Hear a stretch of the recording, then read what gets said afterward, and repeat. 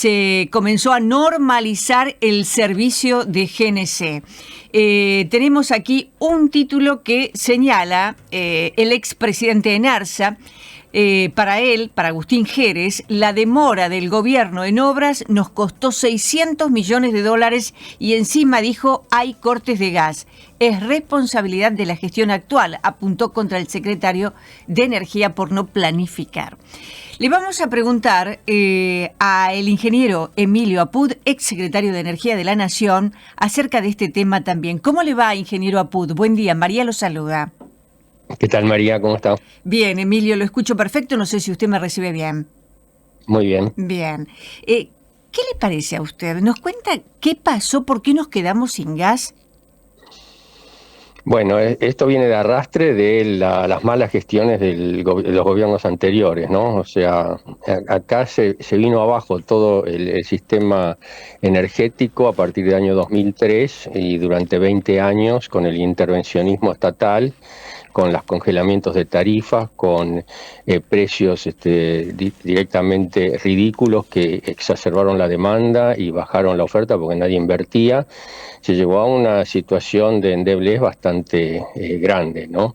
Estaba escuchando lo que decía el anterior presidente de NARSA. Agustín Jerez. No es cierto, Jerez, no es cierto, ¿no? Porque en realidad el año pasado hicieron bastantes macanas con el tema del gasoducto, porque asustados ante la posibilidad de que fuera muy caro el gas a importar, duplicaron el precio de la licitación que había para los ductos.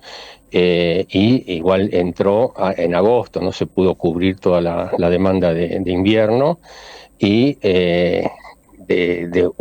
unos 22 millones que el primer tramo había prometido, desde entonces tenemos 10 millones nada más. Uh-huh. Si no se concretó la obra. Pero bueno, me parece que un poco, perdonen la digresión, pero estoy escuchando a los kirchneristas que no tienen ni autoridad técnica ni moral estar criticando lo que está pasando ahora, cuando ellos fueron los responsables, ¿no?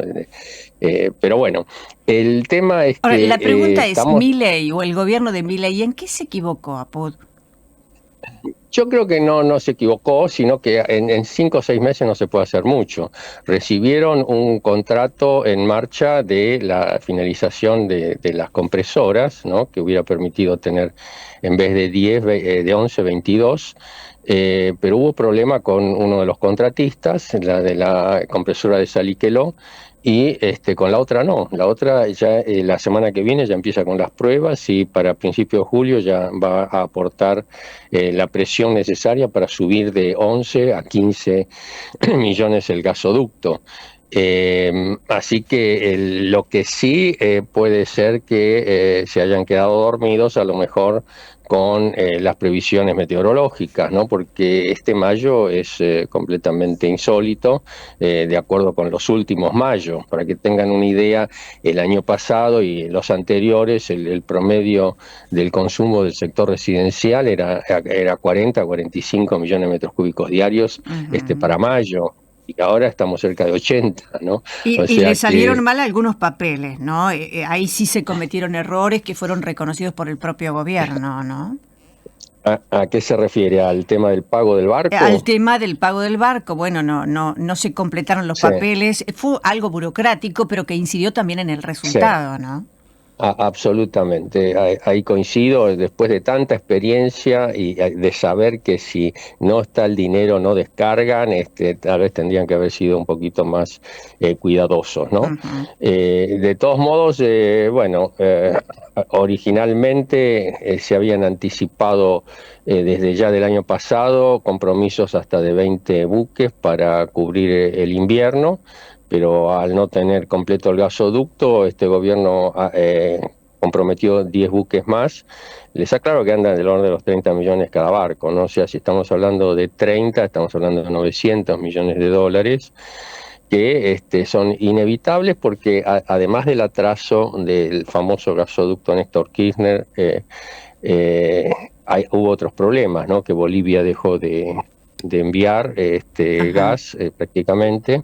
Se atrasaron las obras de la reversión del gasoducto del norte, porque antes ese gasoducto traía gas de Bolivia, ahora tiene que traer gas de Vaca Muerta para el norte, porque todas las provincias del norte no usan para calefaccionar solamente el gas, sino que tienen industria, tienen usinas térmicas, etcétera, ¿no? Entonces ahí también puede ser que haya habido alguna demora por el hecho de tomar la administración con todo lo que significa la inercia, que significa agarrar una cartera como la de energía, ¿no?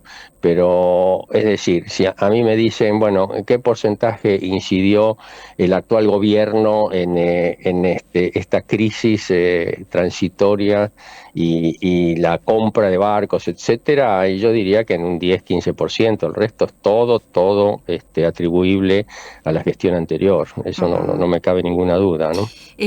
¿Podríamos los usuarios residenciales tener desabastecimiento este invierno si llega a ser muy duro en cuanto al clima? No, de ninguna manera.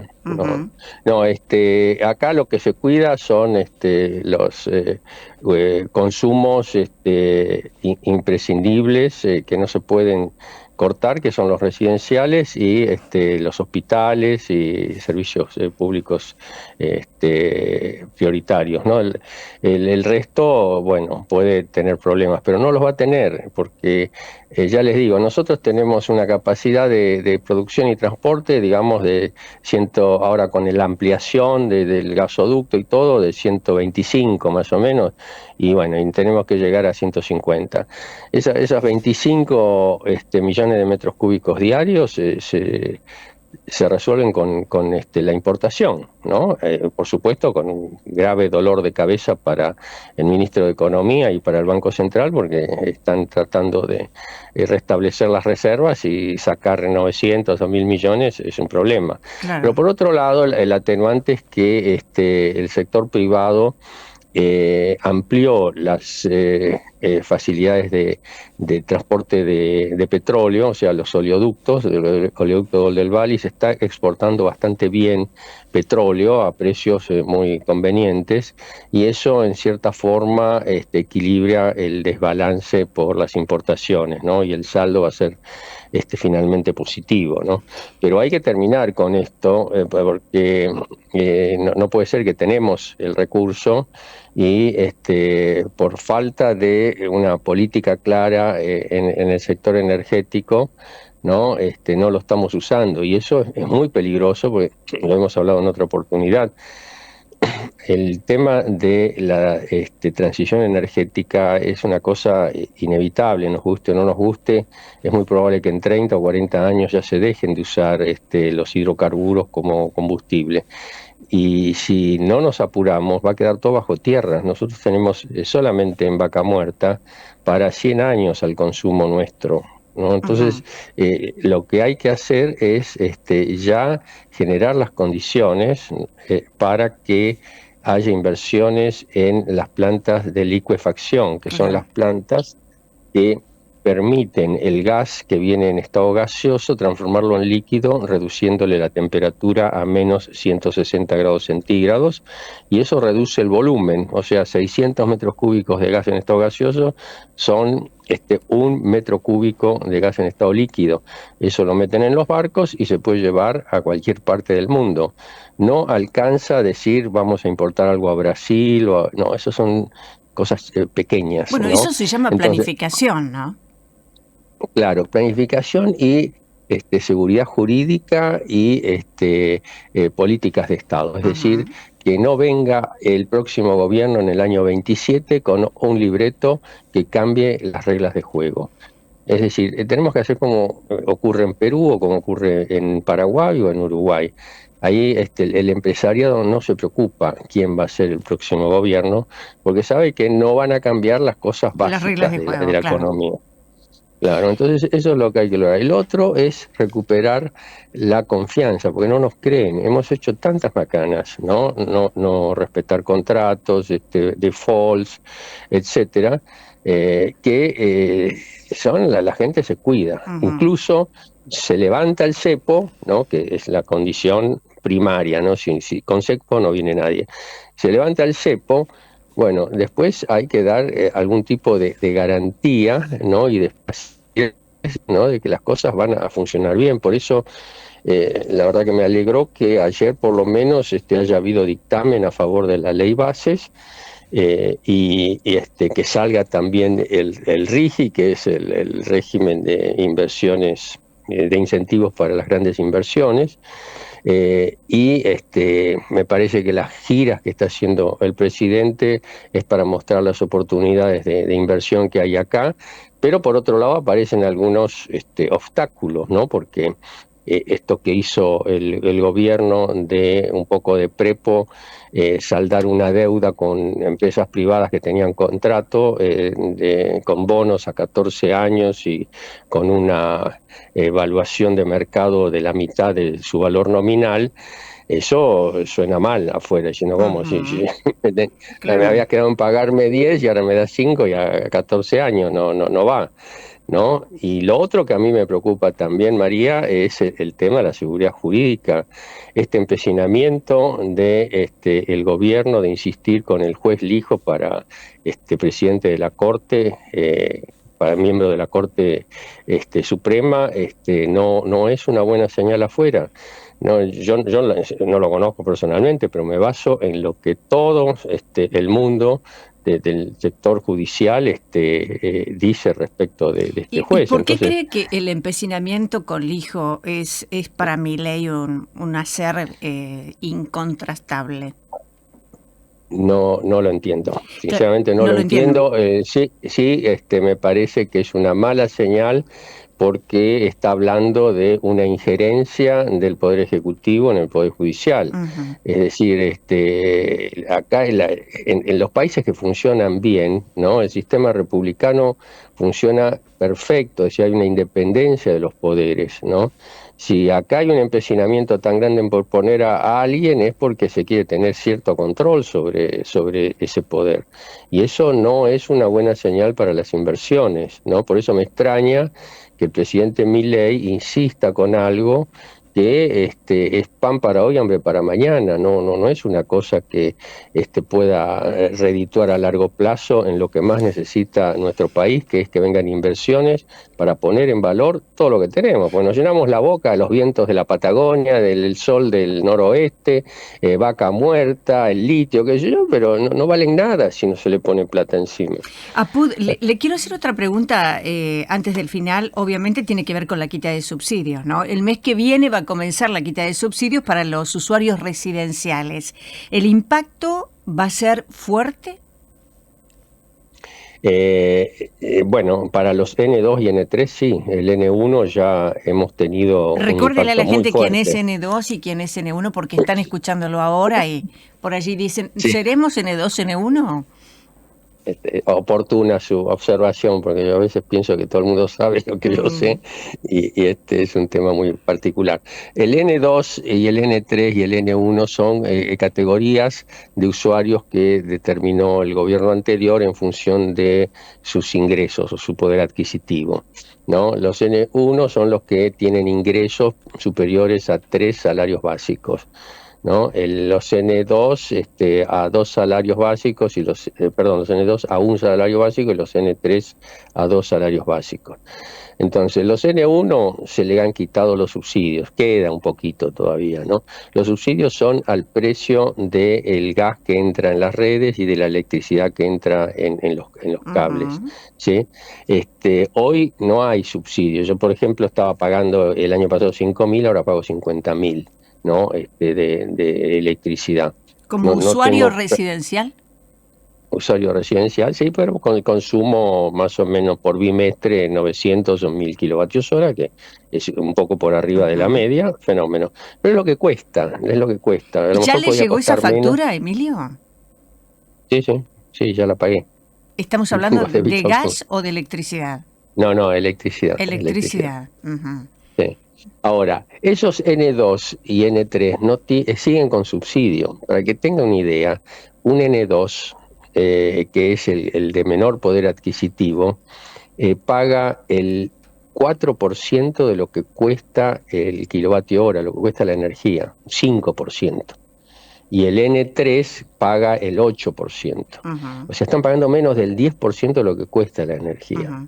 Entonces eso, bueno, al gobierno le hace ruido, porque esos usuarios son el 65% de los usuarios residenciales, que están pagando por debajo del 10% de lo que cuesta la energía. El resto, ¿quién lo paga? Y lo tiene que pagar el Estado, con subsidio.